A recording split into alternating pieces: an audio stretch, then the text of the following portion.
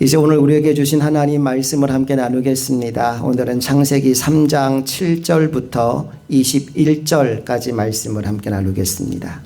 창세기 3장 7절부터 21절까지 말씀을 교독해서 봅니다. 이에 그들의 눈이 밝아져 자기들이 벗은 줄을 알고 무화과 나무 잎을 엮어 치마로 삼았더라. 그들이 그날 바람이 불 때 동산에 계시는 여호와 하나님의 소리를 듣고 아담과 그의 아내가 여호와 하나님의 낯을 피하여 동산 나무 사이에 숨은지라. 여호와 하나님이 아담을 부르시며 그에게 이르시되 내가 어디 있느냐. 이르되 내가 동산에서 하나님의 소리를 듣고 내가 벗었으므로 두려워하여 숨어나이다. 이르시되 누가 너의 벗었음을 내게 알렸느냐. 내가 내게 먹지 말라 명한 그 나무 열매를 내가 먹었느냐. 아담이 이르되 하나님이 주셔서 너와 함께 지내신 여자 그가 그 나무 열매를 내게 주므로 내가 먹었나이다. 여호와 하나님이 여자에게 이르시되 내가 어찌하여 이렇게 하였느냐. 여자가 이르되 뱀이 나를 꿰므로 내가 먹었나이다.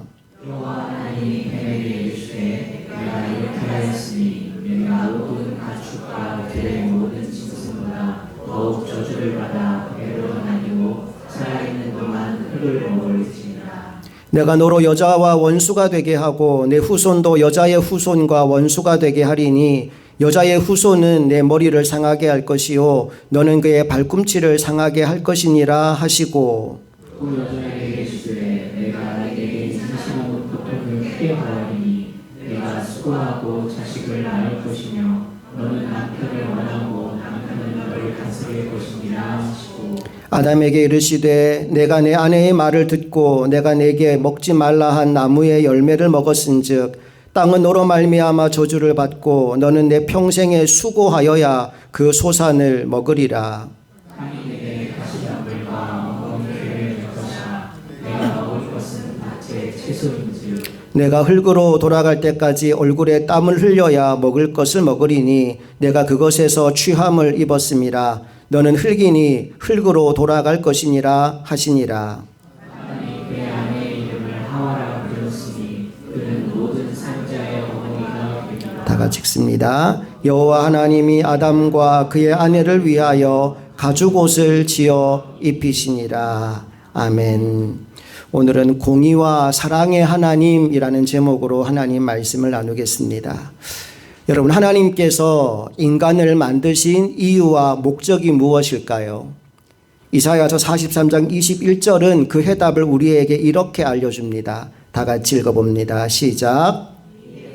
내가 나를 위하여 지었나니 나를 찬송하게 하려 함이니라. 아멘. 하나님은 우리 인간을 하나님을 예배하는 존재, 하나님을 찬송하는 존재, 하나님과 기쁘게 교제하는 존재로 만드셨습니다. 그런 의미에서 오늘 예배의 자리에 나온 여러분들은 여러분들이 할 수 있는 최고의 선택을 하신 줄로 믿습니다. 우리 인간이 하나님을 예배하기 위해 지음받은 존재인데 하나님을 예배하겠다라고 나오지 않았습니까? 기왕에 예배의 자리에 나왔으니 하나님을 기쁘시게 하는 최고의 예배자들이 다 되실 수 있기를 간절히 바랍니다. 옆 사람과 인사할 때 이렇게 한번 인사해 볼까요? 예배의 주인공이 됩시다 라고 인사합니다. 아멘. 영화나 드라마를 보면 엑스트라가 나오잖아요. 엑스트라는 잠깐 나왔다가 사라집니다. 하지만 주인공은 끝까지 살아남습니다. 마지막까지 살아남는 주인공들이 다 되실 수 있기를 간절히 소망합니다. 우리가 창세기 말씀을 나누고 있는데요. 창세기의 장별 제목을 여러분 기억했으면 좋겠습니다. 1장에 어떤 얘기 나왔죠? 천지창조 얘기 나옵니다. 2장에는요. 인간 창조 그리고 가정의 시작에 대한 얘기가 2장에 나옵니다. 3장에 뭐가 나오죠? 선악과 사건이 나옵니다. 1장 천지창조, 2장 인간 창조, 3장 선악과 사건 이렇게 이어지는데 선악과를 먹기 전까지는 하나님과 사람의 관계에 어떠한 장애물도 어떠한 불편함도 없었습니다. 오히려 기쁨과 행복만 가득했습니다. 그런데 선악과를 먹고 난 이후에 모든 관계가 달라지게 됩니다. 사람과 사람 사이의 관계도 달라지게 되고 하나님과 사람 사이의 관계도 달라지게 됩니다. 먼저 사람과 사람의 관계가 어떻게 달라졌는지 7절을 통해 확인해 보겠습니다. 다 같이 시작. 이에 그들의 눈이 밝아져 자기들이 벗은 줄을 알고 무화과 나무 잎을 엮어 치마로 삼았더라. 선악과를 먹기 전까지 인간은 하나님의 영광의 옷을 입고 있었습니다. 하나님의 영광을 직접 받아서 그것을 몸에 두르고 있었습니다. 그런데 죄를 짓고 나자 그 영광이 사라져버리고 알몸이 드러나게 된 겁니다. 그들의 눈이 밝아졌다라고 되어 있지만 실제로는 눈이 밝아진 것이 아니라 그 몸에서 하나님의 영광이 떠나버린 것입니다. 여러분, 영화관 같은 어두운 곳에 들어가는 상황을 한번 떠올려 보십시오. 환한 빛 속에 있다가 어두운 곳에 들어가면 처음에는 앞이 잘 보이지 않습니다. 그러다가 시간이 지나면서 물건들이 하나 둘 눈에 들어오기 시작하죠. 그때 우리가 눈이 밝아졌다라고 말하는데 사실은 눈이 그 어둠에 적응하게 된 겁니다. 처음에 사람은 그 몸에 하나님의 영광의 옷을 두르고 있었기 때문에 자기가 벌거벗은 줄을 몰랐습니다. 자기 몸이 수치스러운 줄을 몰랐습니다. 그런데 죄를 짓고 나니까 그 영광이 사라져버리고 알몸이 드러나게 된 거죠. 그러자 아담과 하와 두 사람에게 부끄러움이 생겼습니다. 그래서 급한 나머지 자신들의 몸을 가리기 위해 무화과 나무 잎을 엮어서 치마를 만들어 입었다라는 말입니다. 여러분, 이것이 죄를 범한 이후에 사람과 사람 사이에 생긴 변화입니다. 그런가 하면 하나님과의 관계에도 심각한 변화가 일어납니다. 8절 다 같이 읽습니다. 시작. 그들이 그날 바람이 불 때 동산에 거니시는 여호와 하나님의 소리를 듣고 아담과 그의 아내가 여호와 하나님의 낯을 피하여 동산나무 사이에 숨은지라. 전에는 하나님이 오시는 것이 너무나 좋았습니다. 하나님을 만나는 것이 하루의 일과 중에 가장 기쁘고 즐거운 일이었습니다. 그런데 이제는 달라졌어요. 죄를 짓고 나니까 하나님을 만나는 것이 두려웠습니다. 그래서 하나님을 피하여 숨었다라고 말합니다. 하지만 여러분, 우리가 어디로 피한들 하나님의 눈길을 피하여 숨을 수 있겠습니까? 시편 139편 7절과 8절에 이런 말씀이 나옵니다. 다 같이 한 목소리로 읽어봅니다. 시작. 내가 주의 영을 떠나 어디로 가며 주의 앞에서 어디로 피하리이까? 내가 하늘에 올라갈지라도 거기 계시며 스올에 내 자리를 펼지라도 거기 계시니이다. 인간은 하나님을 피하여 어디에도 숨을 수가 없습니다. 왜냐하면 하나님은 어디에나 계시기 때문입니다. 그리고 그 하나님은 죄 지은 인간을 찾아오십니다. 벌 주려고 오실까요? 아니요. 회개와 회복의 은혜를 베풀어 주시기 위해서 하나님은 죄 지은 인간을 찾아오십니다. 예수님이 부활하신 이후에 베드로가 고기 잡겠다라며 자신의 고향으로 내려갔습니다. 그런데 그 베드로를 예수님이 찾아오십니다. 그리고 그에게 이런 질문을 하죠. 네가 나를 사랑하느냐? 예수님을 3번 모른다고 부인했던 베드로에게 예수님도 동일하게 3번 네가 나를 사랑하느냐라고 물으셨습니다. 그리고 내가 주님을 사랑하는 것을 주님이 아십니다 라는 베드로의 고백을 들은 이후에 내 양을 먹이라, 내 양을 치라, 그를 다시 한번 사역의 자리로 초청하시는 주님의 음성이 들려오게 되지요. 예수님은 자신을 부인했던 베드로에게 회개와 회복의 은혜를 베풀어 주시기 위해서 그를 찾아가셨던 것입니다. 오늘 본문의 얘기도 마찬가지입니다. 하나님이 범죄한 아담을 찾아오십니다. 그를 책망하고 혼내주기 위해서가 아니라 그에게 회개와 회복의 은혜를 베풀어 주시기 위해서입니다. 그 하나님이 오늘 예배의 자리를 찾아 나온 저와 여러분에게도 동일하게 역사하시는 줄로 믿습니다. 우리가 찾아온 것 같지만 아니요. 하나님이 우리를 찾아오십니다. 왜 찾아오실까요? 우리에게 동일하게 회개와 회복의 은혜를 베풀어 주시기 위해서입니다. 그러니 그 하나님을 피하여 숨지 말고 천부여 의지 없어서 손들고 옵니다. 주님의 십자가 보혈을 의지하여 담대히 은혜의 보좌 앞에 나아가는 우리 모두가 될 수 있기를 간절히 소망합니다. 이제 9절 말씀을 함께 봅니다. 여호와 하나님이 아담을 부르시며 그에게 이르시되 내가 어디 있느냐. 여러분, 지금 하나님이 아담이 어디에 있는지를 정말로 모르시는 걸까요? 아니요. 아까 시편에서 그랬잖아요. 하늘 끝에 가 있어도 하나님이 다 아신다고요. 땅속 깊이 숨어도 하나님이 다 아신다고요. 하나님이 아담이 어디 있는지 몰라서 아담을 찾다가 못 찾겠다 꾀꼬리 아담아 너 어디 있니? 이거 하고 있는 게 아닙니다. 하나님 아담 어디 있는지 알고 계셔요. 그런데 왜 하나님이 이런 질문을 하실까요? 이 질문 속에는 네가 지금 왜 거기에 있느냐라는 겁니다. 내가 너에게 온 천하를 호령할 수 있는 권세를 주었는데, 모든 만물을 다스릴 수 있는 권세를 너에게 주었는데 네가 어떻게 지금 비참하게 그 나무 뒤에 숨어 있느냐라는 질문인 겁니다. 물고기는 물 안에 있을 때 자유합니다.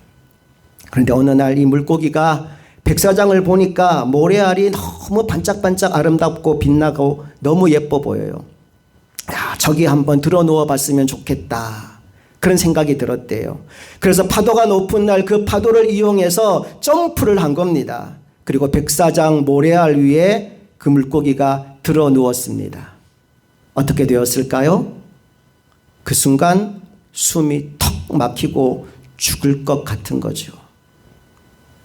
바다에서 볼 땐 그 모래알이 너무나 아름다워 보였는데 거기는 그 물고기가 있을 곳이 아니었다는 겁니다. 하나님이 이 물고기를 보고 뭐라고 말씀하실까요? 물고기야, 네가 왜 거기 있느냐 하지 않겠습니까? 지금 하나님이 아담에게 이 질문을 하고 있는 거예요.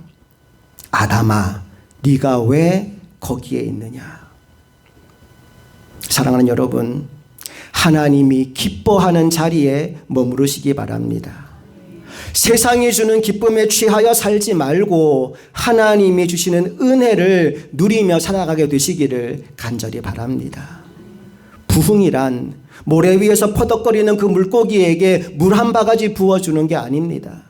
물컵으로 물 몇 방울 떨어뜨려 주는 것을 하나님은 부흥이라고 하지 않습니다. 여러분, 그 싸구려 부흥에 취하지 마십시오. 진정한 부흥은 궤도를 이탈한 그 물고기가 다시 자기가 있어야 될 곳으로 돌아오는 것입니다. 그러므로 사랑하는 여러분, 여러분이 있어야 할 자리로 돌아오십시오.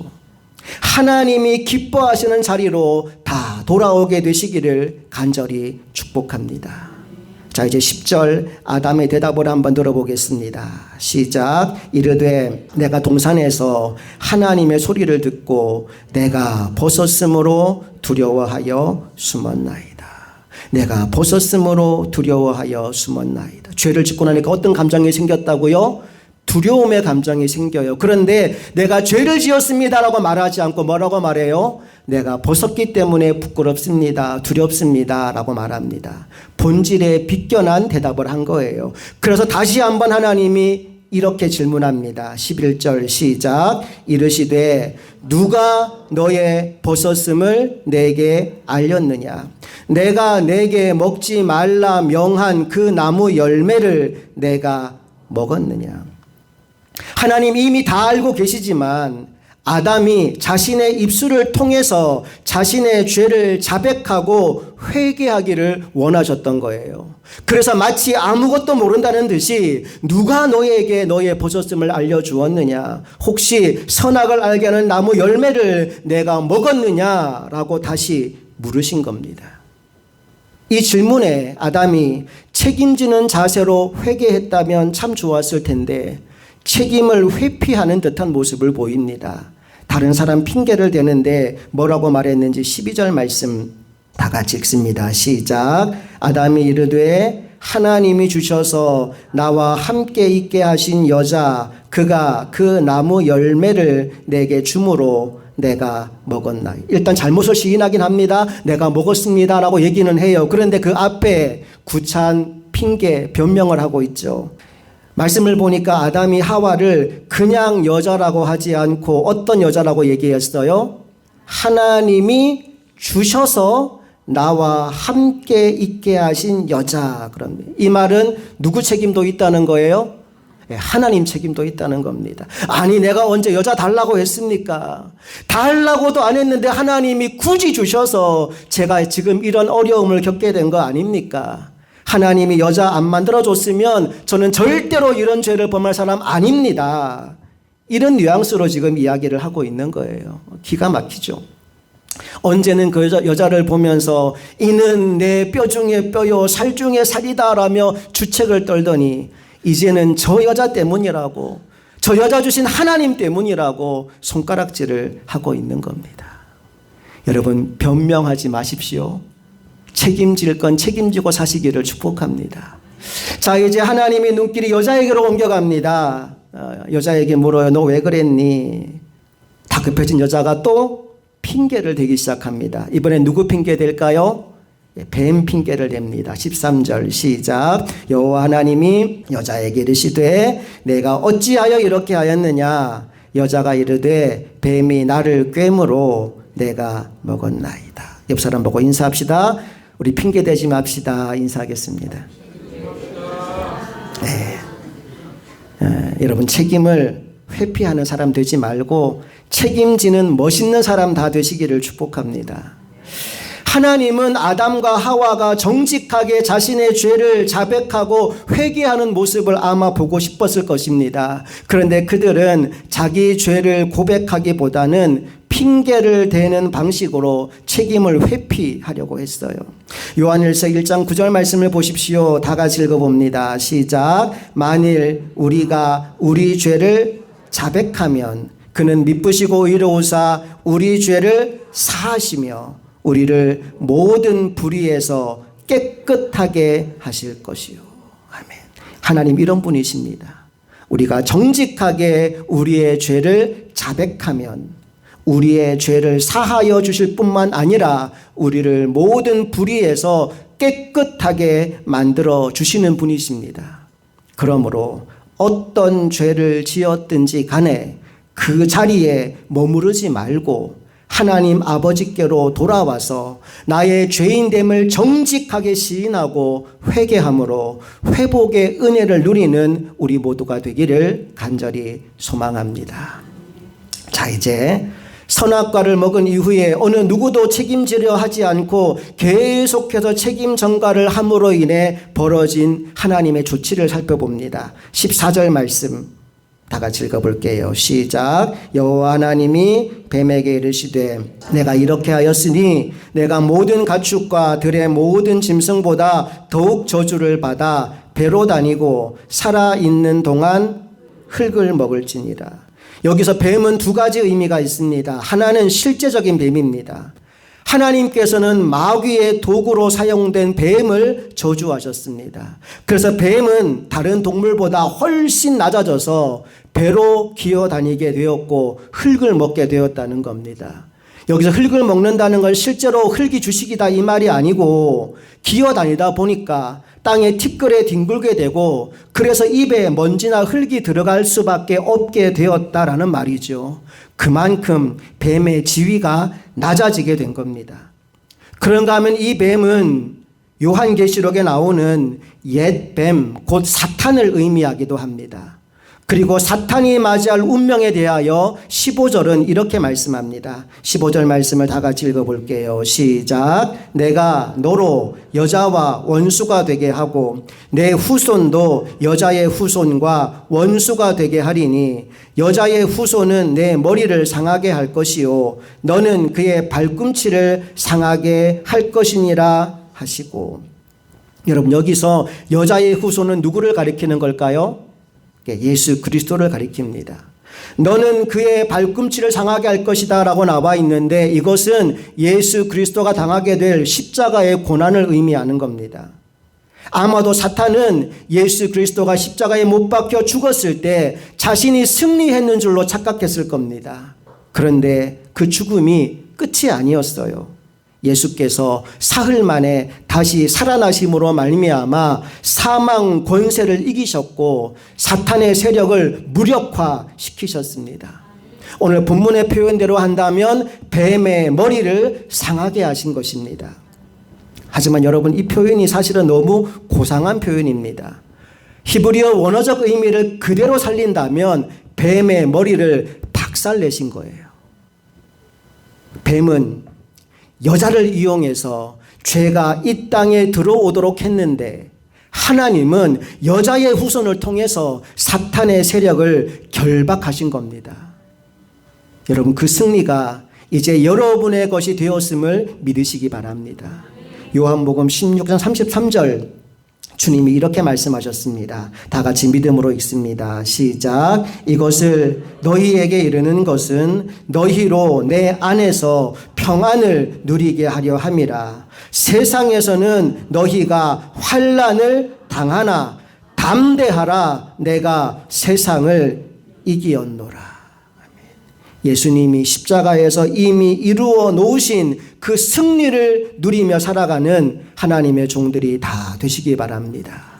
자, 이제 두 번째 여자에게 내려진 징벌을 살펴봅시다. 16절 다 같이 읽습니다. 시작. 또 여자에게 이르시되 내가 내게 임신하는 고통을 크게 더하리니 내가 수고하고 자식을 낳을 것이며 너는 남편을 원하고 남편은 너를 다스릴 것이니라 하시고, 여자에게 임한 첫 번째 징벌은 출산의 고통입니다.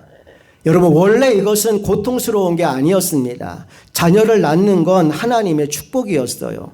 창세기 1장 28절에서 주님이 이렇게 말씀하셨거든요. 하나님이 그들에게 복을 주시며 하나님이 그들에게 이르시되 뭐라고 말씀하셨어요?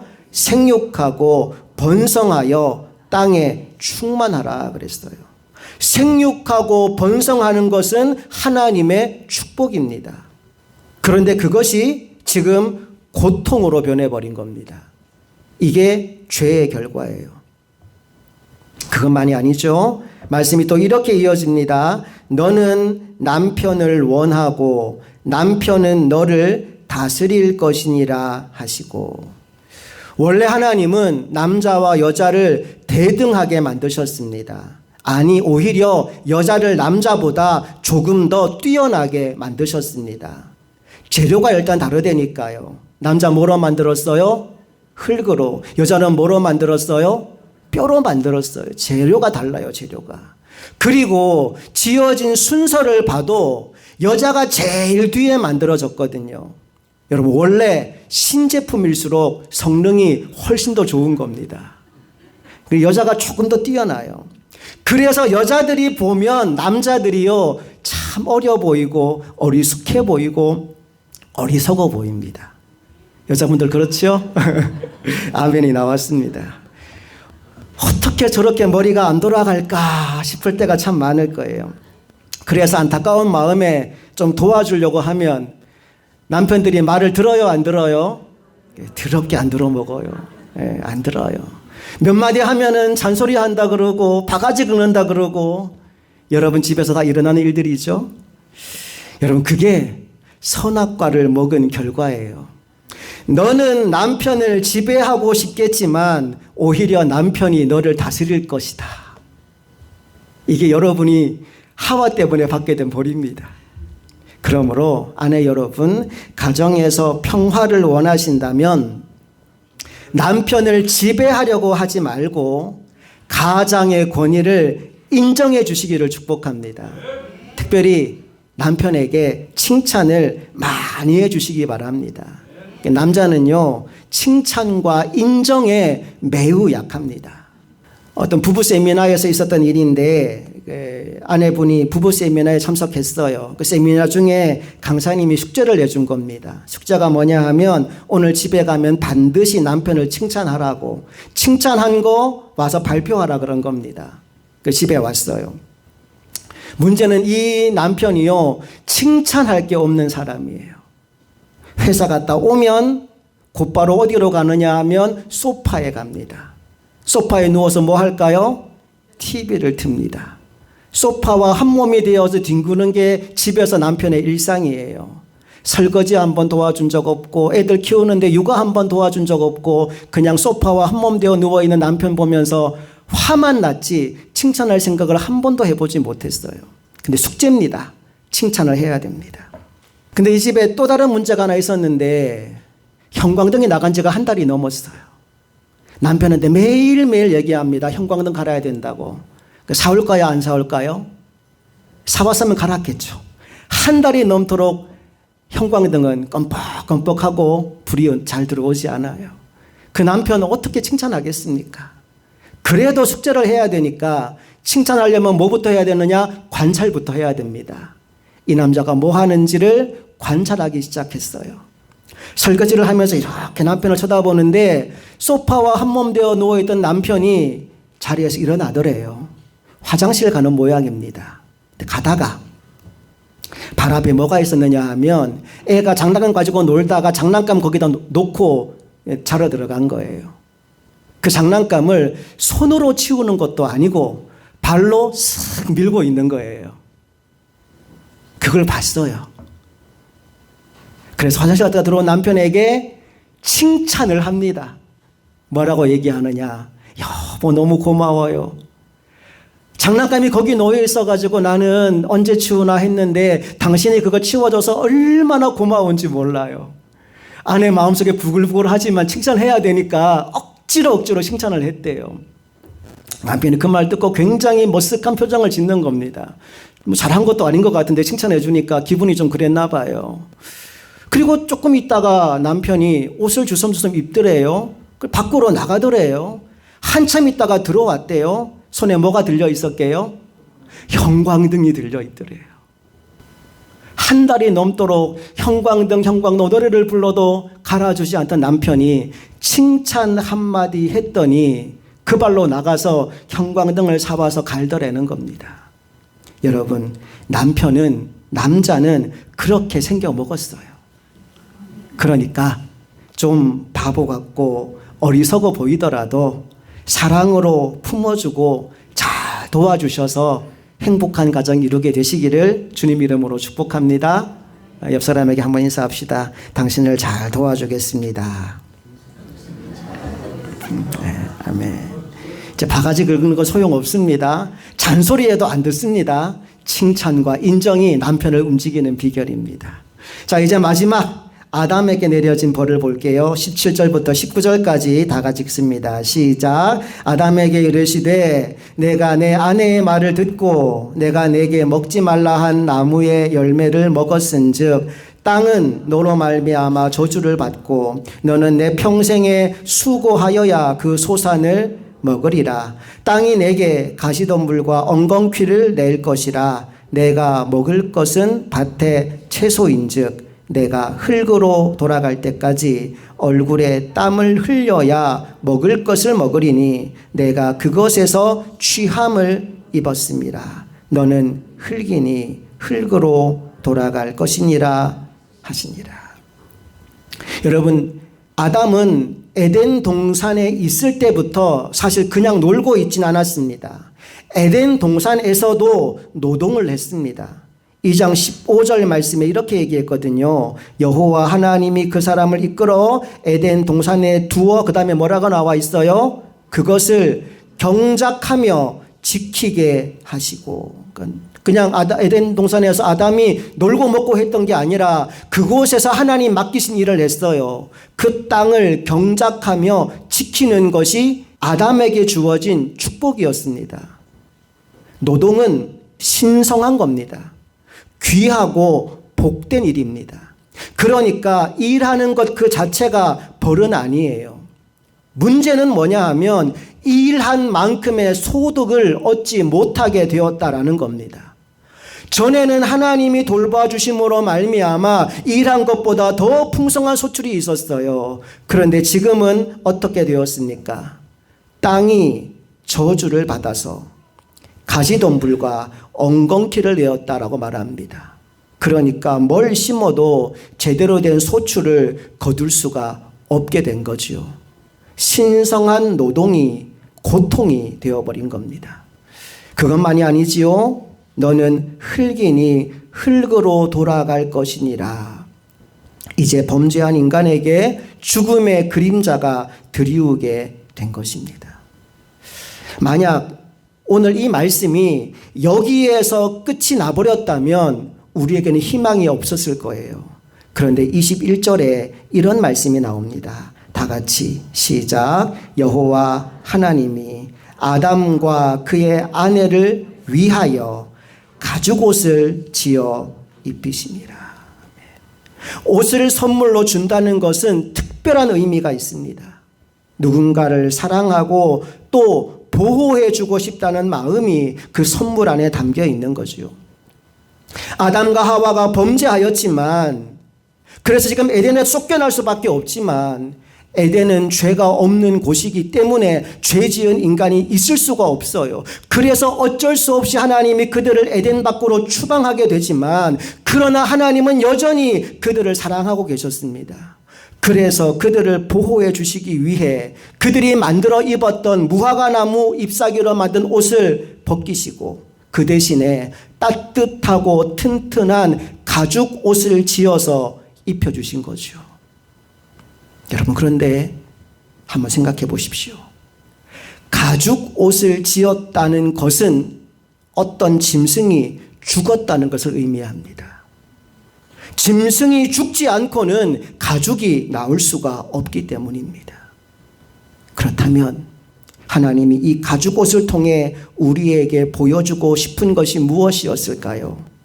그것은 바로 하나님 아버지께서 어떠한 희생을 치르시더라도 우리를 다시 회복시켜 주실 계획이 하나님 안에 있다라는 사실입니다. 그리고 그것을 우리에게 증명해 보여주신 말씀이 요한복음 3장 16절입니다. 하나님이 세상을 이처럼 사랑하사 독생자를 주셨으니. 우리가 예수를 믿는다는 것은 다른 말로 바꾸면 마치 아담과 하와가 가죽옷을 입듯이 예수 그리스도로 옷 입는 것을 의미합니다.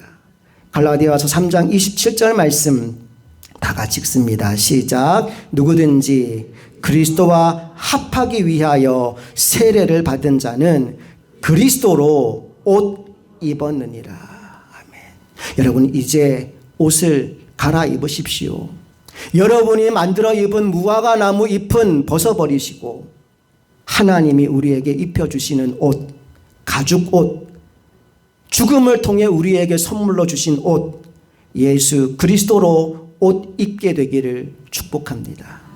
그리고 예수 그리스도로 옷을 입었다면 그 옷에 합당한 삶을 살아가게 되시기를 간절히 소망합니다. 로마서 13장 14절 다 같이 시작. 오직 주 예수 그리스도로 옷 입고 정욕을 위하여 육신의 일을 도모하지 말라. 예수 그리스도로 옷 입었다면 이제는 더 이상 육신의 욕심을 위하여 살지 않고 주를 위해 살아가는 저와 여러분 모두가 되기를 간절히 바랍니다. 이제 말씀의 결론입니다. 여러분, 하나님은 공의의 하나님이십니다. 그래서 죄를 그냥 지나치지 않으십니다. 반드시 죄에 대하여 심판하십니다. 하지만 동시에 하나님은 사랑의 하나님이십니다. 그래서 죄인에게 회복의 기회를 주시고 가죽옷의 은혜를 베풀어 주십니다. 오늘 예배하는 중에 그 하나님 앞에 회개할 죄가 떠올랐다면 누군가에게 책임 전가하지 마시고 분명하게 회개하여 회복의 은혜를 누리게 되시기를 간절히 바랍니다. 그리고 또 하나, 우리는 모두 하나님이 사랑으로 입혀주신 어린 양 예수의 가죽 옷을 지금 입고 있습니다. 이제 그 옷에 합당한 사람으로 세상에 나가 구원받은 하나님의 사람의 삶을 누리며 살아가는 우리 모두가 될 수 있기를 간절히 소망합니다. 함께 기도하시겠습니다. 좋으신 아버지 하나님, 은혜와 사랑을 감사드립니다. 오늘 말씀을 통하여 죄 지은 우리가 어떤 은혜와 복을 누리고 있는지를 알게 하시니 감사합니다. 이제 더 이상 죄 가운데 머무르지 않게 하여 주시옵소서. 죄 짓고 하나님이 두려워 피하여 숨는 인생이 아니라 어떤 죄를 지었든지 간에 하나님 앞에 나와 자복하고 회개함으로 죄 씻음 받게 하시고 구원의 은혜를 누리는 하나님의 종들 되게 하여 주옵소서. 또한 이제 예수 그리스도로 옷을 입었으니 그 옷에 합당한 삶을 살아서 하나님께 영광 돌리며 나아가는 우리 모두가 되기를 소망합니다. 예배당 문을 열고 나가는 그 첫걸음부터 시작하여 이 한 주간 우리의 삶의 모든 걸음이 하나님의 영광이 되기를 소망하며 우리 주 예수 그리스도의 이름으로 간절히 기도합니다. 아멘.